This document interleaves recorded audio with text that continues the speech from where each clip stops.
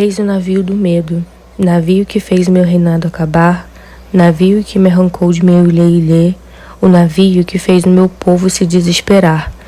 Eis o navio sombrio, esse navio que em seu porão a mãe não ordenha leite para dar ao seu filho, que os velhos contadores de história alcançaram a paz dormindo, que os homens negros como a noite de fome morriam e as belas moças de espanto e alucinações sofriam.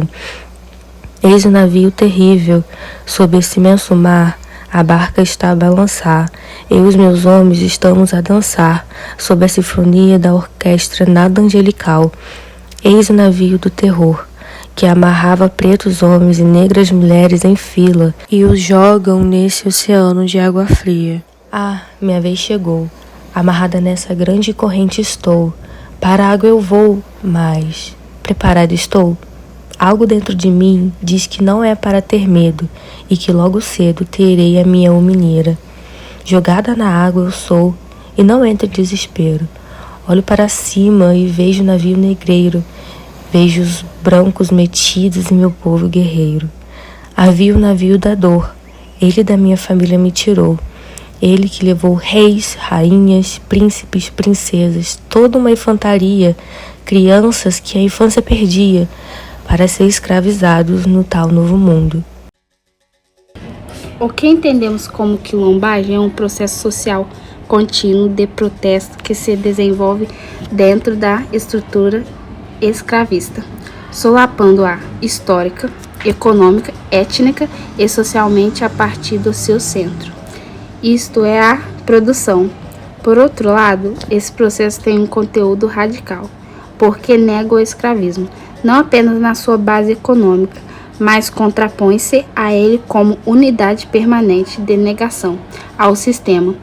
É uma outra unidade que se contrapõe social, econômica, cultural e existencialmente. A outra unidade, o universo escravista.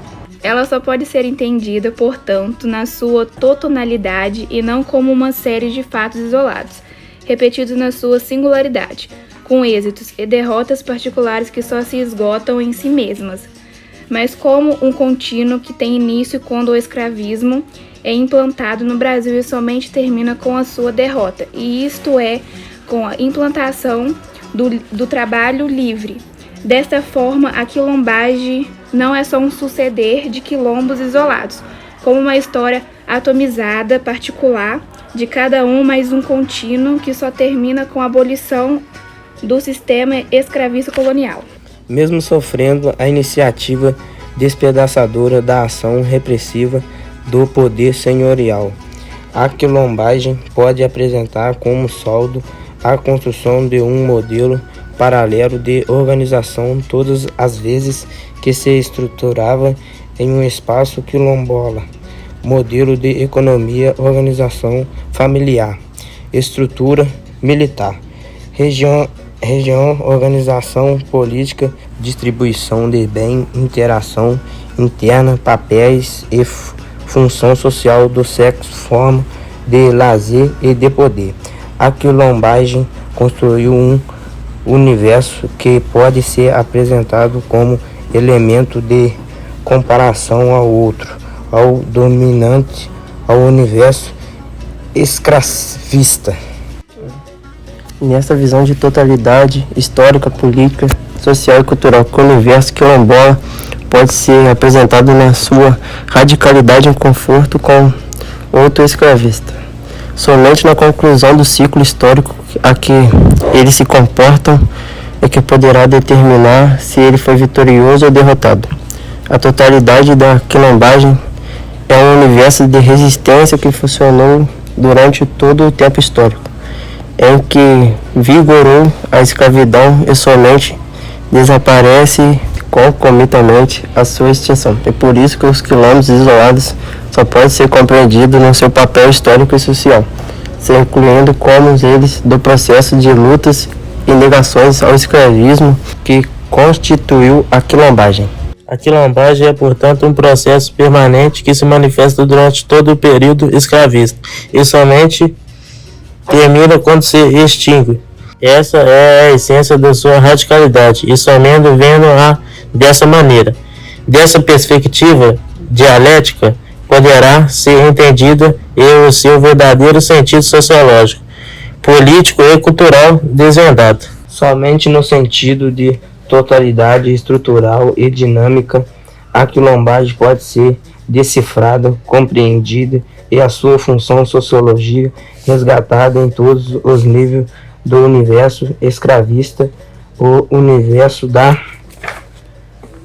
quilombagem é a sua contestação concreta, porque essa totalidade manifesta-se através de uma concretude permanente e não de suposições utópicas ou escatológicas, e a concretude que a transforma em permanência, em objetividade. É essa objetividade, essa presença dinâmica de negação irá criar no outro universo normas de comportamento que a eles se contrapõem, e quem tem também a sua concretude na síndrome do medo. Essa concretude objetiva nasce da expectativa permanente do dominador em relação ao comportamento do dominado. E também no comportamento do dominador, que se reflete a sua fragilidade social em função da alienação que existe na existência de sua dominação. E isto é transformação do ser humano em coisa, porque aí, por mais que o dominador exerça socialmente esse direito de dominação, coisificação do ponto de vista existencial, jamais ele pode transformar um ser consciente em coisa. A essência humana do escravo não pode ser coisificada, e isto se expressa através de atos, que são a negação da classificação e a afirmação da sua essência humana. E a da certeza de que o poder econômico, extraeconômico, social, etc., não apagam ou neutralizam a condição humana do escravo, que surge a síndrome do medo. E surgem daí os estereotipos que os dominadores criam para justificar esta síndrome: a agressividade do escravo negro, ou a sua preguiça, a sua luxúria, o seu perigo sexual, a sua incapacidade para o trabalho, etc. Esse poder paralelo que se fragmentava e era destruído periodicamente se repunha e se reestruturava, organizava-se, sobrevivia, vencia, era perseguido e novamente se repunha com as próprias contradições do sistema escravista, e era um fato dinâmico de desgaste permanente à ordem escravista.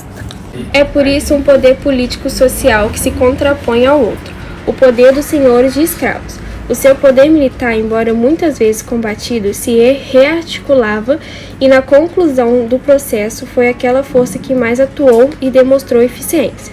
A quilombagem, por tudo isso, foi a força que desgastou sem interrupção o poder escravista. Foi o único movimento que se contrapôs com eficiência social, cultural e militar à escravidão, mesmo ocasionalmente derrotada.